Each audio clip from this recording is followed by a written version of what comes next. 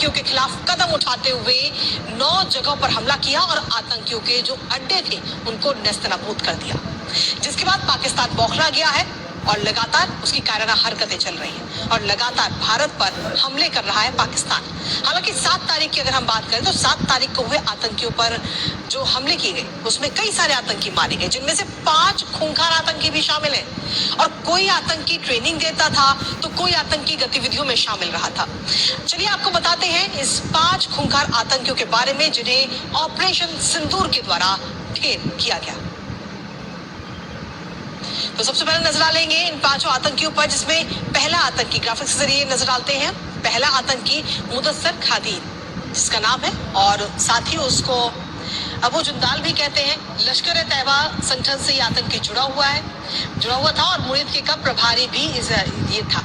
इसके साथ ही अगर हम देखें तो सीधे तौर पर मुदस्सर खादियान खास उर्फ अबू जुंदाल मुरीद के का प्रभारी, उसके पास पूरी जिम्मेदारी थी और इसके साथ ही पाकिस्तानी सेना ने इसे गार्ड ऑफ ऑनर दिया था। जब उसे दफन किया जा रहा था तो उस दौरान सरकार की तरफ से सरकार के कई सारे अधिकारी वहां मौजूद रहे, वहां पर सेना मौजूद रही और इस आतंकी को गार्ड ऑफ ऑनर दिया गया। इसके शव को पाकिस्तान के झंडे में लपेटा गया और शहीद का दर्जा कहीं से दिया गया। ये पहला आतंकी। दूसरे आतंकी की बात करें, हाफिज मोहम्मद जमील, जैश ए मोहम्मद का ये आतंकी संगठन से ये जुड़ा हुआ था।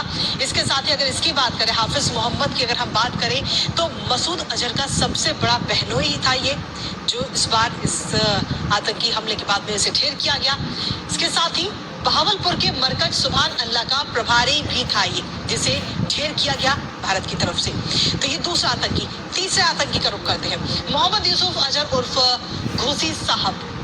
ये तीसरा आतंकी जिसे ढेर किया गया। आतंकी संगठन की अगर बात करें तो जैश ए मोहम्मद से ये आतंकी जुड़ा हुआ था, मसूद अजहर का साला है और साथ ही IEC 814 अपहरण मामले में भी ये वांटेड था, जिससे इस बार आतंकियों के खिलाफ जब कार्रवाई की गई तो इस दौरान ढेर कर दिया गया।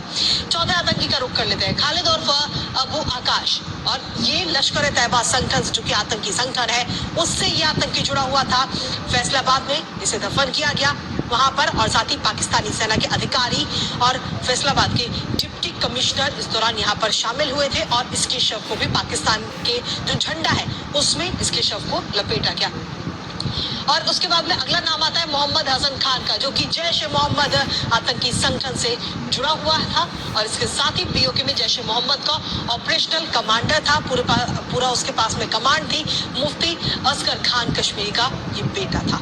तो इन 5 को ढेर किया गया भारत की तरफ से जब आतंक के खिलाफ ये बड़ी कार्रवाई की गई। 7 तारीख को ऑपरेशन सिंदूर जब चलाया गया। लेकिन इसके साथ ही अगर हम देखें तो पाकिस्तान बार बार अपनी कायराना हरकत कर रहा है, लेकिन उसका मुंह तोड़ जवाब भारतीय सेना लगातार दे रही है। लेकिन जब वो अपने इन प्रयासों में सफल नहीं हो रहा तो एक अलग ही माहौल क्रिएट करने की कोशिश पाकिस्तान कर रहा है।